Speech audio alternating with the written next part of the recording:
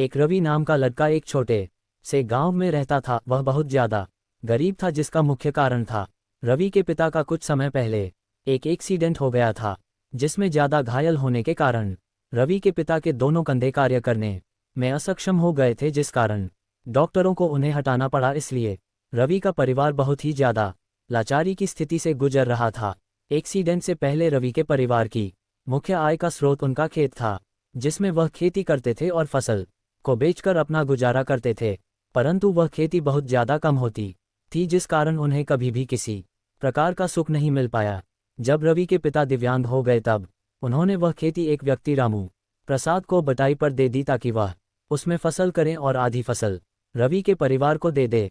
क्योंकि रवि के पिता अब दिव्यांग हो चुके थे, वह फसल करने के लायक नहीं थे। वह व्यक्ति रवि के खेत में फसल करने लगा और उसने रवि के पिता को आधा हिस्सा देना भी शुरू कर दिया। जब रवि के पिता दिव्यांग हो गए तब रवि को अक्सर बच्चे कहा करते थे कि दिव्यांका का बेटा। ये बात रवि को कभी कभार इतनी ज्यादा बुरी लगती थी कि वह अकेले में जाकर रोने लगता था। एक बार रवि माँ के पिता और माँ आपस में बात कर रहे हैं कि उनके खेत की फसल कटे काफी समय हो चुका है, परंतु अभी तक रामू प्रसाद उनका हिस्सा देने नहीं आया। रवि के पिता ने कहा, मैं उससे पूछने जाता हूँ। रवि के पिता रामू प्रसाद के घर गए तब उन्हें पता चला कि रामू प्रसाद ने रवि के पिता के खेत पर कब्जा कर लिया है, जिस वजह से वह उनके हिस्से की फसल उन्हें नहीं दे रहा है। गांव वालों को दिखाने के लिए रामू ने झूठे दस्तावेज बनवा लिए थे। ये सब देखने के बाद रवि की आत्मा मानो रोने लगी है। उसने अपने पिता को कभी इतना लाचार नहीं देखा था। वह जानता था कि उसके पिता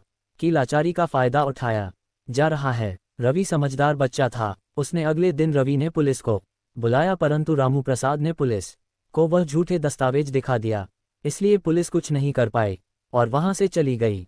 रवि अपने पिता की लाचारी को महसूस करके मन ही मन रो रहा था। शिक्षिका ने रवि को समझाया कि जो हुआ उसे जाने दो। अब तुम ये बात अच्छी तरह समझ लो कि तुम अगर शिक्षित होकर सरकारी अफसर बने तो अपने माता पिता के अपमान का बदला ले सकते हो। रवि को ये बात समझ में आ गई और रवि की शिक्षिका ने रवि से कहा कि तुम आईएएस ऑफिसर बनो। तुम्हारा ये पद देख तुमसे ईर्ष्या करने वाले सभी लोग अपने आप सुधर जाएंगे और तुम्हें सम्मान देंगे। रवि का खेत कब्जा हो चुका था, इसलिए रवि की मां ने दूसरों के घरों में काम करना शुरू कर दिया ताकि वह परिवार को चला सके। रवि ने आईएएस ऑफिसर बनने के लिए रात रात भर पढ़ाई करनी शुरू कर दी। उसने 12वीं में पूरे गांव के सभी बच्चों से सबसे ज्यादा अंक लाया और वह आगे की पढ़ाई करने के लिए शहर चला गया। रवि की मां इतना ज्यादा नहीं कमा पाती थी कि वह शहर में रवि की पढ़ाई का खर्चा उठा पाए, इसलिए रवि शहर में सुबह 4 बजे उठकर न्यूज़पेपर बेचने जाया करता था, जिसके बाद वह सुबह पढ़ने भी जाया करता था। इस प्रकार वह अपनी पढ़ाई के लिए पैसे जुटा लेता था।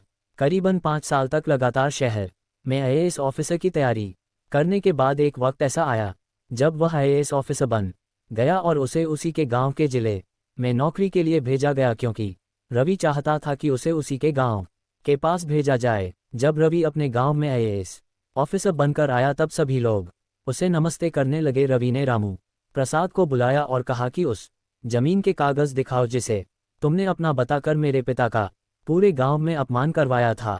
जब रामू प्रसाद वह कागजात लेकर आया तब आईएएस ऑफिसर रवि ने उन कागजों की पहचान कर ली कि वह फर्जी है। रवि समझ गया कि रामू प्रसाद ने पुलिस वालों को पैसे दिए थे, जिस कारण पुलिस ने रवि के पिता की सहायता नहीं करी थी। रवि ने वह जमीन का केस कोर्ट में डाला, जिसमें कोर्ट ने निष्पक्ष फैसला किया और रवि के पिता के नाम वह जमीन दोबारा हो गई। जब रवि के गांव में आने की खबर उसकी शिक्षिका को हुई तब शिक्षिका रवि के घर आई। रवि रोते हुए शिक्षिका के कदमों में गिर गया और प्रणाम करके धन्यवाद किया।